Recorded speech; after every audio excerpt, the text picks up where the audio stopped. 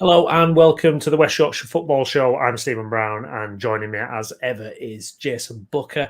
And on this episode of the Leeds United Debate Show, we ask whether Illan Meslier is good enough for what Leeds United need in the present and the future.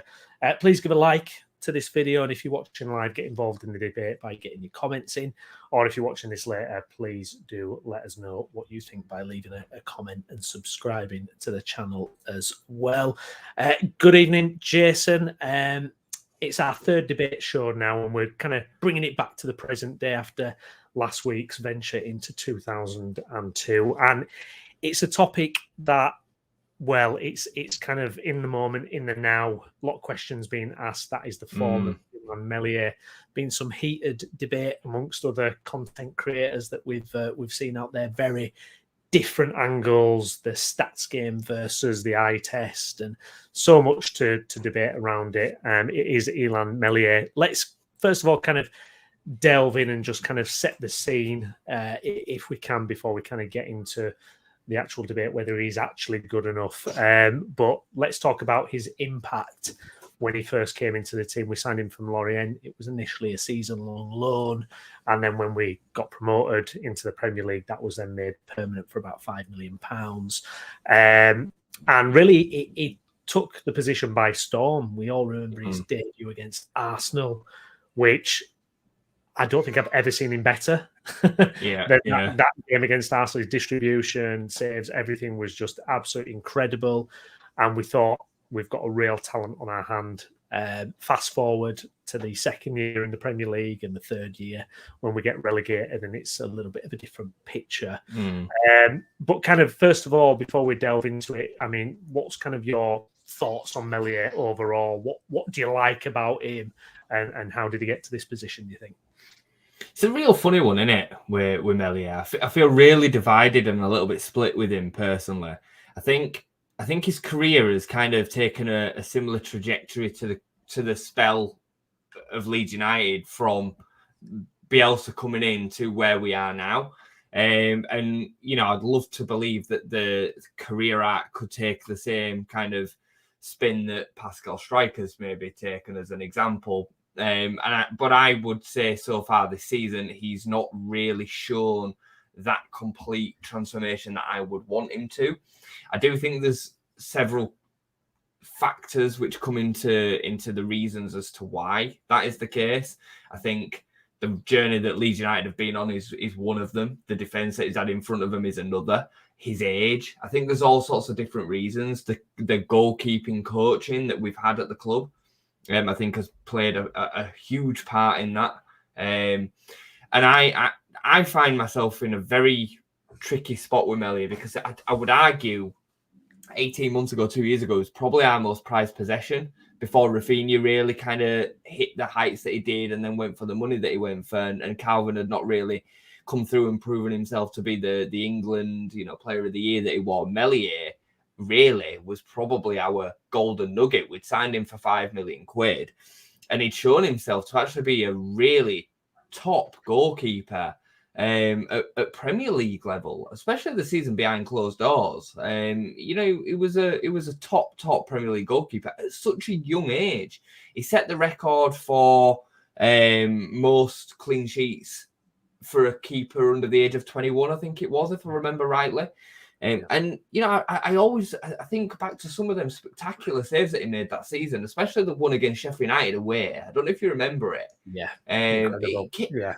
Unbelievable world-class save, like worthy of any highlight reel, worthy of any top-class goalkeeper.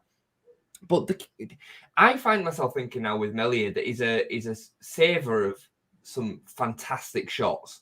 He still has got that in his locker, i.e. the save earlier on this season against Leicester. He's got that in his locker. But his overall game has just regressed so much, to the point now where I find myself thinking, with the exception of the left back problem that we've got, I would actually say that he's the weakest part of this team. I would say he's the weakest link. I have no confidence that he's going to save shots on a regular basis. The shots, and I seem to do this with you on the weekly, that oh, if that shot were at the other end, i.e. a shot that we've had at their keeper, they save it. If that were at the other end, Meslier wouldn't save it. I seem to say it to myself constantly. And the eye test, along with the stats, don't make favourable reading for Meslier. It's both now. It's taken a downwards trajectory constantly, year and year and year, since the first season in the Premier League. Yeah, it's such a strange one because I think you're absolutely spot on about him being our most valuable asset for a period of time. I remember some astronomical fees being rumoured for Meslier potentially leaving the club. You know, we're talking tens of millions of pounds. I think plus, I think the wildest one I ever heard was about 70 million or something ridiculous. Yeah. Like, Madrid were interested at one point. Chelsea were interested. Yeah, and it's a shame what's happened since. I didn't think it was a problem this season insofar as by the end of last year I thought this guy's confidence was completely gone, and I don't know how it's going to work going forward because I think the relationship between the crowd and him was strained as well. I think that belief in him had vanished. However, I thought it was back on track this season. I felt that he was actually with Struijk regaining his position in the team. But then when I thought about it a little bit more and with the benefit of hindsight, what's he done this season? I don't actually know what he's had to do this season, a lot of, to be honest. Now, bear in mind, he is a ball-playing goalkeeper in the sense that he's comfortable with the ball at his feet. He can carry the ball outside his box. We've seen him nearly get up to the halfway line sometimes, driving forward. For me, that's probably his biggest asset at this point because I think, we saw Darlow in the cup and it wasn't great, with the ball at his feet, it looked, and a Farke system, it feels like that could just break down if you haven't got that keeper that's comfortable with the ball at his feet. But, I'm scratching my head going, what else has he brought this season? And I think little by little, the cracks have started. Now, I could be wrong here, but I was looking at the goals we conceded in probably the last 5 or 6 games, pretty much since the Rotherham game. I think that's when people start to go, right, what's going on here? And just if we remind ourselves of those goals, so the Rotherham goal, it's near post. He conceded near his post. And it's like, and when you watch it again, it's not that hard of a shot. It's just poor, and you're thinking, okay, fine, you've got one of them in you. I don't recall him making blunders through the first part of the season. First 15 games, I don't recall really looking at Meslier and going, that's a problem. However, from that point against Swansea, he gets lobbed and it's like, he's off his line, but it's a great finish. Middlesbrough, the 2 goals, arguably, you can say, the first one he gets beaten near post again, potentially unsighted. Possibly, I don't know, but it's near post again. Their second goal, it's from a corner, and the big issue with Meslier at the moment is lack of command in the box. Yeah. And that Middlesbrough second goal, is nowhere near it. And then Sunderland is hovering on the line, doesn't command the box, he's not aggressive enough going to get the ball, and it feels a little bit delayed. And then Coventry were the same. Coventry and Sunderland goals, so similar. Yeah.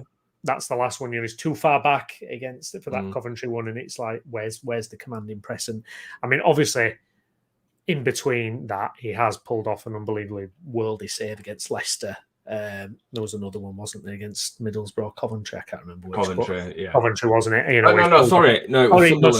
Sunderland. Yeah, he's pulled off fantastic saves, and like you say, he's still capable of producing that. However, this is just happening more and more. And it kind of reached a fever pitch probably about three games ago when I think you had Luke from one of the fan channels, and then you had Gabe who was on one Leeds channel, and they kind of had very opposite ends of the spectrum. I'm going to bring this graphic on screen now. So this is keeper performance. This is the save percentage, and Leeds are in the bottom 4, 64.4% of saves. Now, he's made 39 saves there, 64% percentage. It's in the bottom 4. Leicester's goalkeeper's top. Could that be the difference between the gap in points? Obviously not that alone, but how much of an impact is that having?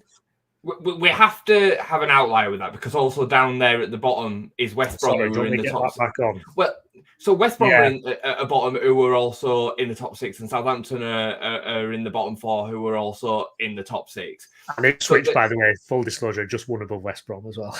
Yeah, so there has to be some outliers to this in that the more shots you, the more successful the team that you play for, the likelihood is that you're going to face more shots. And it does tend to then follow a pattern that they then tend to be a little bit more clinical against you. So you end up conceding more goals from less shots. So I get that. And it's why stats can't be just taken as the out-and-out outlier of an argument. That, along with the eye test, for me, it always feels like Meslier is never going to win us a game. And take the Leicester game aside, that's one save. Yeah, it feels so often that unless it's right at him, the ball goes in the net. He's made 39 saves out of 59 shots, but then 39 that he saved, with the exception of 1 or 2, they are right at him. They are saves that I would expect him to make. They're not wonder saves. I mean, the comment there from John, I just think is mind-blowing. That argument was fair last season and the season before. I agree with you 100%, John. But this season, I would argue that our defence, the centre-back 2, the ones that play out and out every week, I would have them over any other 2 centre-backs in the division. I would have Rodon and Struijk up against any other centre-backs in this league. Yeah. And with Byram and Spence, or even Byram and Gray, I'm very comfortable with that defence at a championship level. I definitely think there's still an argument to say it's fair that there's a hangover from last season and the season before, and that was the defence's fault. I can buy that.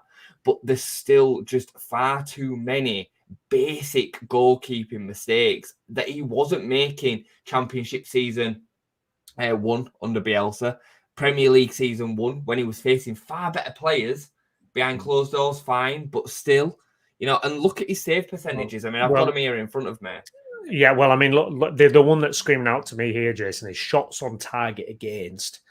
Now, we faced the second least in the league.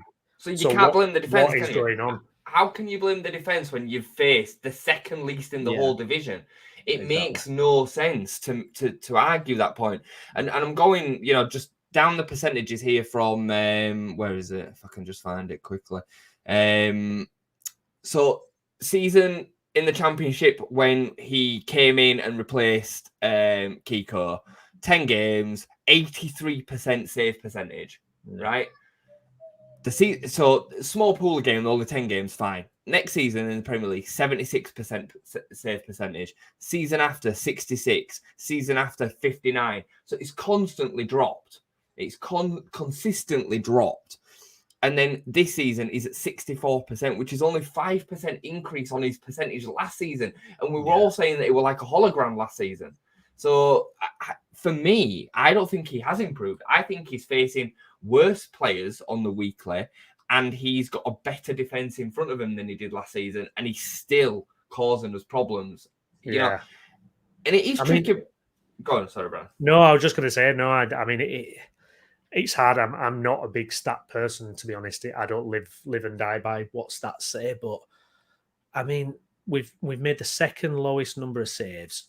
We've got the second lowest number of shots on target, and the save percentage is third bottom. I mean, it's just damning, isn't it? I mean, that is just damning. There's no getting around that, is it, Jace? No, I mean, look, again, we're gonna.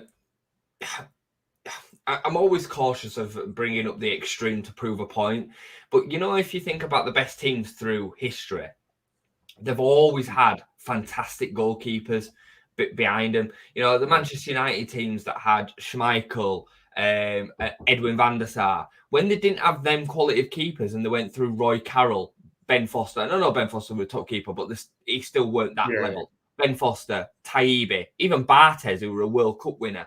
They replaced them keepers quickly because they were costing them too many points. Because at the last line of defence, you need that keeper to pull you out sometimes. Yeah, look at Alisson at Liverpool. I mean, he's just, he's arguably their most important player at times. He made him a Premier League winner, mate. Yeah, when they went and signed him, it took him and Van Dijk, fair, but he completely revolutionised that team.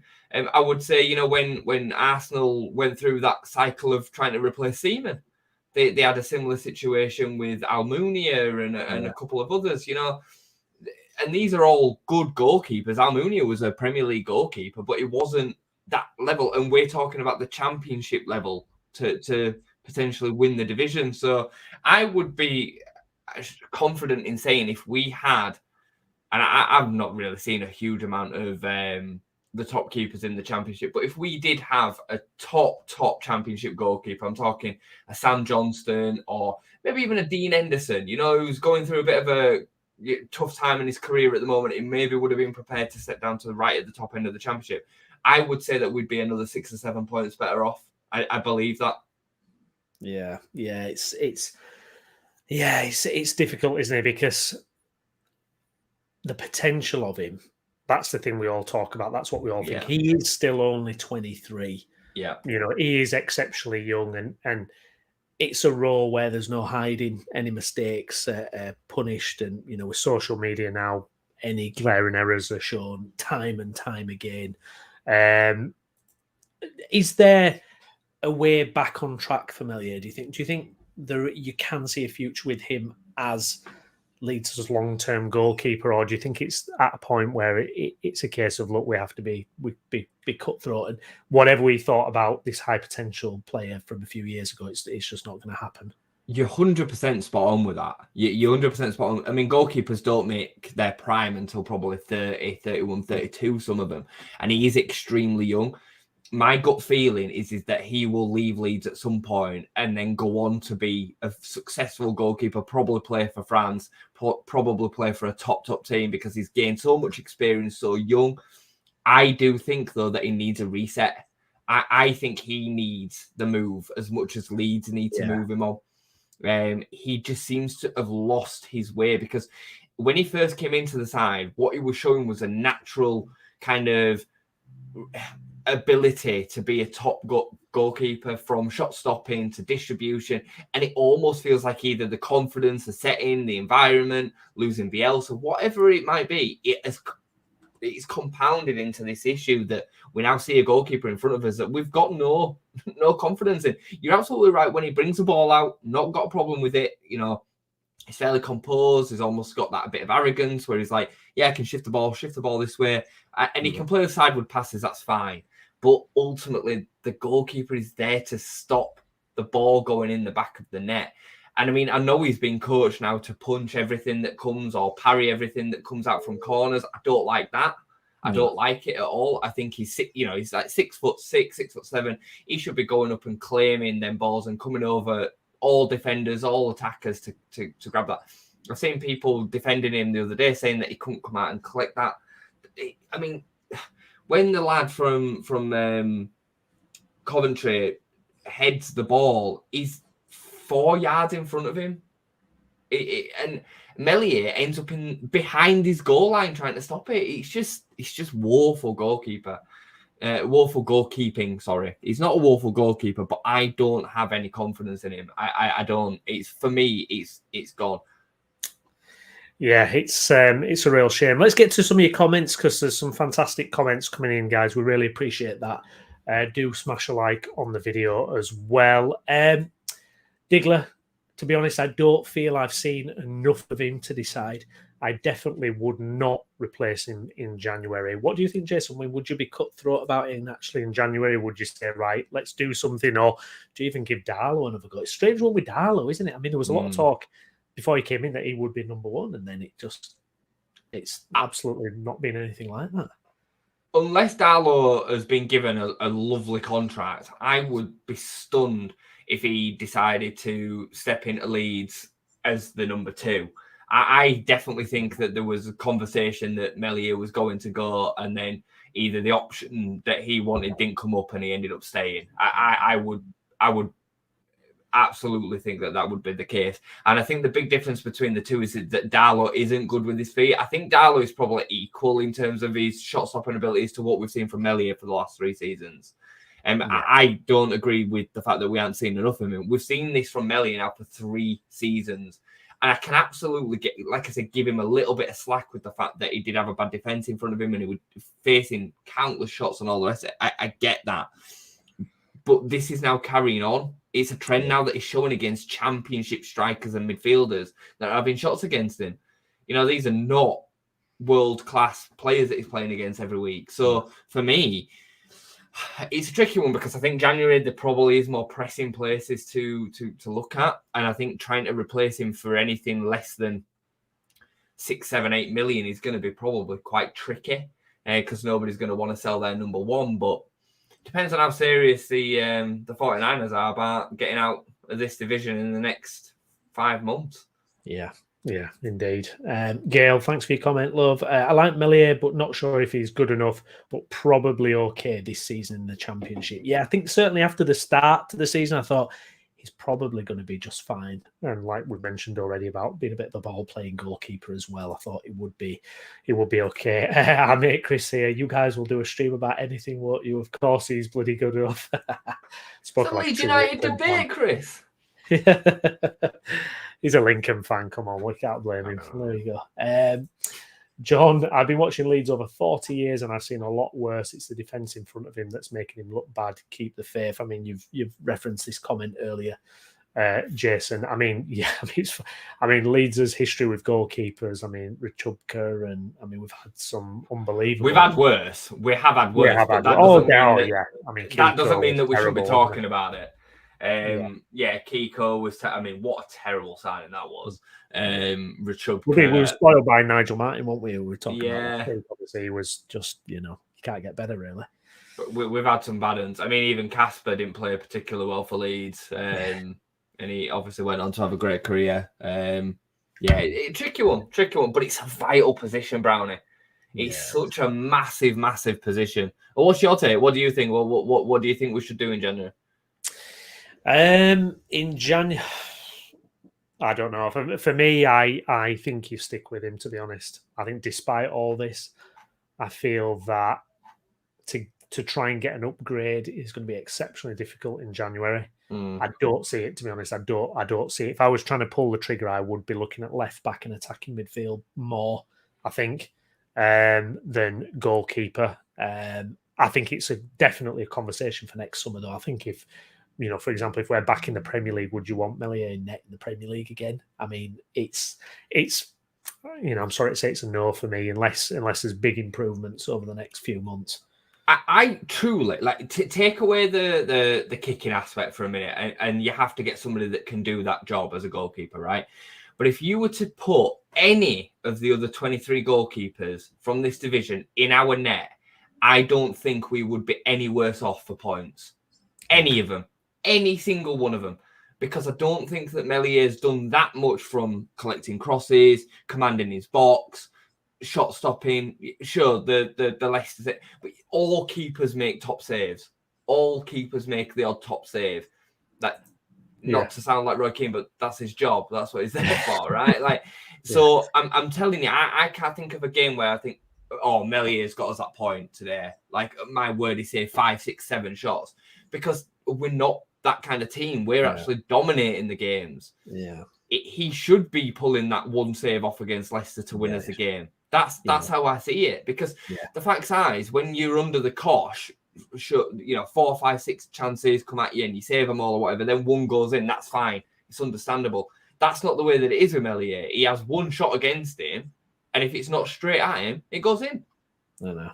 Do you know, I almost think, and I don't think this is just him, but I think, you still get those moments with Stroik, and certainly when Ayling was playing this season. I think, when we were taking hammerings in that second season, I think a confidence switch was flicked when we were getting battered. I really do. I just think they've never quite been the same players that they were pre those absolute hammerings that we got. I think there's definitely something clicked over in their mentality at that point. Footballers are not robots, are they? And the facts are they are just humans that are dealing with the same stresses and anxieties that we deal with on a daily basis.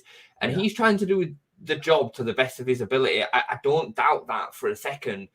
The facts are is the performance that then translated onto the pitch on a Saturday that we see is costing us. And football is cutthroat. We've seen fantastic youngsters come through the ranks, not just at Leeds, all over football. And make waves for 1 or 2 seasons and then unable to keep that mentality going, to keep progressing as people around them progress. I think of Michael Johnson at Man City. Do you remember him? Yeah. He was from Leeds, and I mean, what a career he was. And all of a sudden, just like that, he dropped off the face of the earth. And I think he was retired by the time he was 24, 25. Yeah. Crazy. This is it. I mean, there's no kind of pathway, is there? There's no direct route, is there? In football, there's so many variances and so many variables and things that can happen to change that course. I agree totally. Skip, think Meslier is good enough at this level, but when we get promoted, think we need a more vocal, commanding, and a keeper who has a presence at the back. I wholeheartedly agree with that, definitely. Yeah, John, thanks for coming, mate. We need a correct left back and another left centre back, number 10, and we'll be okay. Yeah, I mean, for me, I think there's more pressing concerns in January, indeed. CB, Meslier does not fill me with confidence. He makes some worldy saves, but he also lets shots in he should save. Reminds me of Sprake in some ways. Oh, Gary Sprake, careless hands. Yeah, of course. Cost us an FA Cup, that lad. Digler, no, fired. I played in a team with a very dodgy keeper, so we, the defence, would always play out of our skins and win nearly every game because of the dodgy keeper. We made sure that nothing got past the defence. That'd be lovely if that happened for us, if we just thought, right, we can't let any shots on target happen. Let's just keep everything out. But yeah, it's... Can I just say as well, and I didn't know this, I just having a look at it while we were chatting, his save percentage when he was at Lorient, now bear in mind he was very young then, he was maybe, 18? But he started 28 games that season, so he basically played, it was basically the first choice keeper. His save percentage was 64%. He's at 64% now. So maybe the 2 seasons that we kind of look back on and think, oh, it was fantastic in terms of shot stopping them seasons. Maybe they were the outliers. You know, 10 of he only played 10 games in the Championship promotion season, 82% save percentage. The season behind closed doors, 76%. But every other season has been 64% or lower. Every other season, Brownie. Yeah. So maybe we're actually just seeing the keeper that he actually is. You take away that Premier League season behind closed doors and look at Patrick Bamford, the same kettle of fish. You know, was Matthias Klick a Premier League player? Behind closed doors he was, but, you know, and I'm playing devil's advocate to kind of make a point a little bit, but maybe we're just seeing the keeper that he actually always was. Yeah, potentially, absolutely. Skip fans saying he's still young. He's played over 100 games for us. Not an excuse anymore. I agree. Yeah, indeed. Digler thought Kasper Schmeichel was very dodgy when he was at Leeds. Meslier is better than he was. Skip, I'd take Sam Johnston. Where's he at? Crystal Palace. Crystal Palace, yeah. Gail, I think he's going to learn and be a top-class keeper in the long term, but not at the moment. John, I'd take the Rotherham keeper. What about that one, Jason? Johansson? Victor Johansson, Johansson. Yeah, I've seen a bit of him. Looks like a good shot stopper. I'm not going to profess to know loads about Championship goalkeepers, to be honest, because it's not something I've really looked at. But yeah, I mean, anybody that can come in for a reasonable amount that can improve the team in such a key area, I'd be saying, yeah, let's look at them. You know, I would like somebody with a bit of experience personally. I'd like a Sam Johnston, or you know, somebody of that kind of ilk. I think that would be a really, really shrewd move. Yeah, indeed. CB, he's weak at his near post. He just watches the ball go past him. I know, it's just so frustrating, isn't it? I mean, it's watching those goals we conceded again today. The near post ones are just, oh my god, yeah, it's infuriating, isn't it? Yeah, absolutely. Digler, Ari Darlow, when Robles left, we needed a number 2 replacement, so maybe we brought him in as a number 2. I always thought that was the case, actually. Yeah, but he had the opportunity to go to Bournemouth as number 2. So why did he choose to drop down to Leeds and be number 2? I don't know. The one guy who picked Leeds over Bournemouth. Yeah. Second choice goalkeeper. Yeah, lovely. John, obviously, Darlow ain't showing enough to warrant a place. And Digler, Darlow spills into dangerous areas, a very high amount of his saves. But apart from that, I think he's okay. I mean, it was a bit scary watching him in the cup game, wasn't it, actually, Jason? It wasn't, didn't fill us with confidence, did it? No, it didn't. Couple of comments there that I'd be interested to just chat about. So Gail's put, we are seeing top goalkeepers in Premier making mistakes. All goalkeepers make mistakes. I ain't got a problem with that. You know, like if Meslier spilt one every now and again. The thing is, Mellier's not throwing the odd one in. That's not what I'm talking about. The problem is that Meslier doesn't seem to save anything that isn't straight at him. Every save I see him make, Gail, is the keeper should really save that one. I would expect all of the championship goalkeepers to save all of them. Genuinely. Yeah. He never seems to pull out the odd, oh my God, that was a top save. Take the Leicester save out of it. And I know he made one the other night, but the fleeting. Yeah, when we played Leicester, as an example, and he had a bit of a sketchy game that game, did the Leicester goalkeeper, but he still pulled off 2 or 3 top saves. Yeah. And that I found myself saying, Meslier wouldn't have saved that. It happened the other day. The Coventry keeper made 3 or 4 saves that I thought they were really good saves. And not world class, but really good. The same happened against Blackburn. Think about the save that the Blackburn keeper made that took a deflection. The keeper then tipped it up onto the bar. Meslier wouldn't have saved that. Yeah. He wouldn't have done. Not this version of Meslier that we're seeing right now. He wouldn't have saved that.